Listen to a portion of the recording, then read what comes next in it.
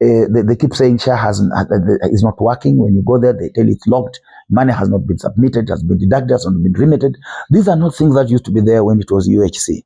One of the main problems that we have is to take public funds to be received and managed by private entities. So it's just about business. It is not about service delivery. If it was about service delivery, our money would not be being received by private entities and managed by private entities. No one has explained to us what was the problem when SHA was collecting that money. You said private institutions, private hospitals were stealing public funds. Now you have taken public funds and given the private entity legally. You have stolen it through the law. That's what they have done through SHA. Our money is not being collected by government. Public funds is being collected by private institutions. And these private institutions are forking out 104.8 billion. What they are calling a system of management, ITSP, what have you. These are things that could be done internally the way it has been done, the way NHIF had done over years. In fact, NHIF, what it used to do with the little it used to get from us is still superior compared to what SHA is giving today. That's a fact. SHA could be good, but it has not been properly implemented because of private corrupt interests. No one has told us why our money is being collected and managed by private entities. So I think, going back to the question of what is there for us to celebrate, I think I've mentioned to you that we have made strides in terms of improvement of the staff, though we are not where we're supposed to be. We have a platform where we can air our views, we can defend the rights of the nurses, and generally we are moving forward. And because of the activities and functions of this trade union, we will continue to improve the terms and conditions of service for the nurses. We have a situation where health workers, not even health workers alone, county public service employees, those who work at the county government, do not get salary even for 3 months. How do you expect them to survive? You know, if you're a public servant and you don't pay rent for 2 months and they have paid you salary, and your landlord comes and throws you out, and it is put on the media, you will be dismissed from the government employment on what they call pecuniary embarrassment. Now the government is the one that is pecuniarily embarrassing workers. What are workers supposed to do? You can't access medical cover, you have not paid your rent, you have no food, your children have been sent away from school, and then you are working for a government that is not bankrupt. Yeah. Currently, we have most of the counties, doctors are on strike. Correct. Do you feel like nurses are overwhelmed at this point, and what needs to be done? No, nurses cannot be overwhelmed for reasons which are very obvious. We don't do doctors' work. We do what we are supposed to do. Our work is to see patients and hand over to the doctors to clerk them. Once we see patients, we hand over the doctors to clerk, and there's no doctor to clerk. The work ends there because we cannot do our doctor's work. That's the way the doctors can't do our work. So when they're on strike, we are the only people who close hospitals completely, because without nurses, nothing can go on in hospitals. But for the doctors, the strikes they are justified, because here in Kakamega, I know they're on strike. They are justified because they have grievances that have not been resolved by the government for a long time, just like us. And nurses cannot be overwhelmed by doctors being on strike for the reason that we do not do the doctor's work. What will happen is, if something is supposed to be done by doctors, we cannot do it. We'll simply sit there and wait for the doctors to come. Okay. Your biggest legacy as a SG nuns, Kenya National Union of Nurses. The biggest, like you say, this was me. The biggest legacy. Oh, first of all, I can tell you for free, I won't talk even in terms of money. We have restored dignity in the nursing profession. And that is what I love most. Nurses of this country today, they are very respected. In the past, we used to be not respected. We have come up strongly to defend our rights and to defend our profession. And we have managed to do that. I won't call it the material aspect. For some reasons, I won't do that. But I'm saying generally, we have managed to defend our profession. We have brought back our dignity. We have a platform where we are able to say, giving the nurses this union is my biggest achievement. Even if I left today, this union will not die with me. It will be there. My great-grandchildren will find it.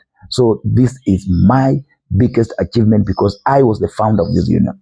I spearheaded the finding and the registration of this union, and I've continued to fight for the rights of the nurses.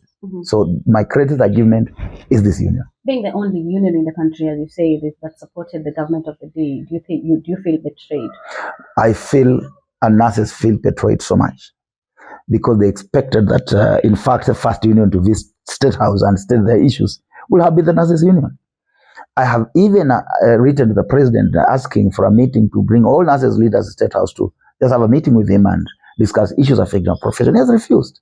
So on what basis can I continue being in a government that I formed that does not care about me? Because when they do that, maybe they are fighting my leadership. Because why will you want to bring people to you who never assisted you and leave?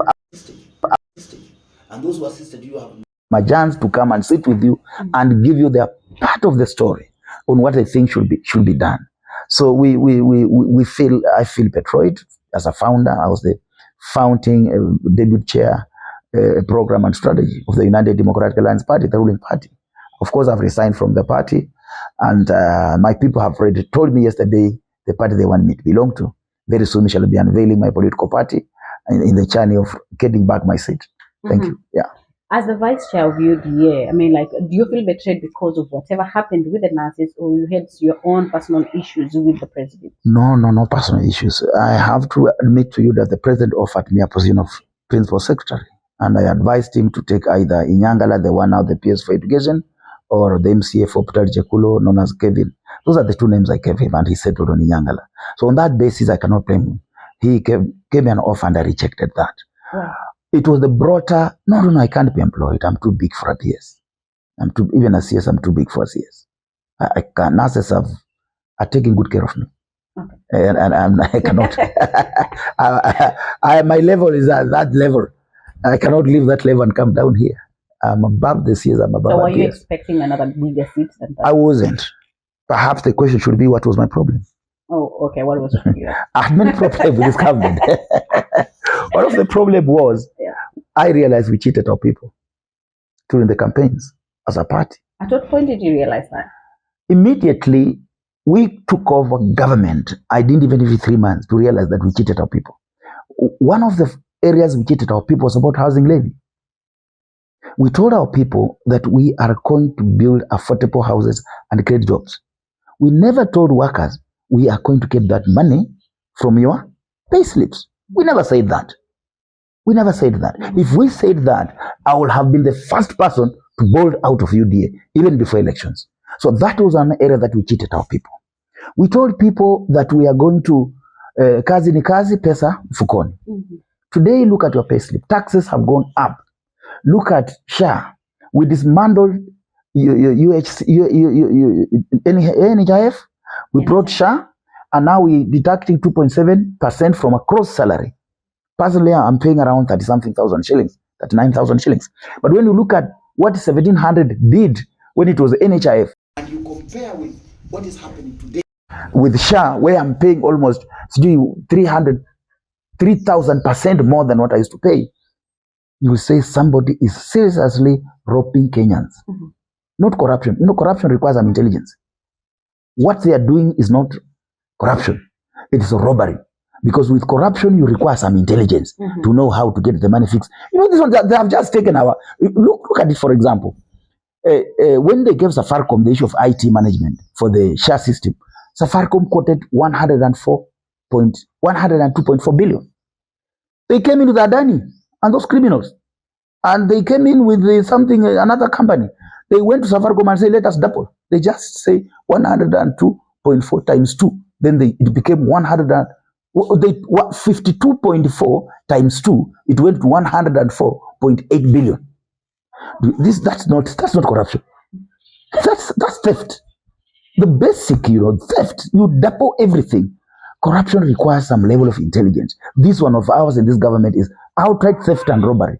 Robbery. Even robbery requires some kind of intelligence. It's just theft for common thieves. A common thief just come and steals a chicken here. That's how they're doing it. They have reduced Kenya to where now the way they are taking our money is normal theft. Like pickpocketers on the street. They are pickpocketing Kenyans. How do you just take 152.5 times 2? Then you go to 104.8 billion. And you ask, and you get our money and you put in a private company, which are yours. We know who owns the share companies, managing share company. We know them. E-citizen, all your taxes according to somebody before they go to KRA. That's how you can never have enough taxes to run this country. It's a shame. But with this kind of information, as an individual, you can as well go to, courts. Which courts? Kenya courts. Let's not go there. Let's not go there. Let's not go there. You ask me, yes, that's disappointing. That's one area that disappointed me. Generally, the way we have run the country has been, when I was there, I'm saying we because I hold responsibility. We brought this government in place and I can't run away from it. I've run away, I'm not part of them. But I'll continue saying because we participated in it. Look at the way they handled our young people when they went on the street. They killed them center, left, right, for asking what was rightfully theirs. And somebody just comes and says, oh, go and teach your children manners. Do you have manners yourself? When you are robbing us, when you are stealing from us, where did the manners go? How can you take a program that is supposed to provide health care for 55 million Kenyans, take that money and put in a private entity, and then you tell us our children don't have manners? Because children learn from what we do. If you are stealing, your child sees you stealing, your child will steal.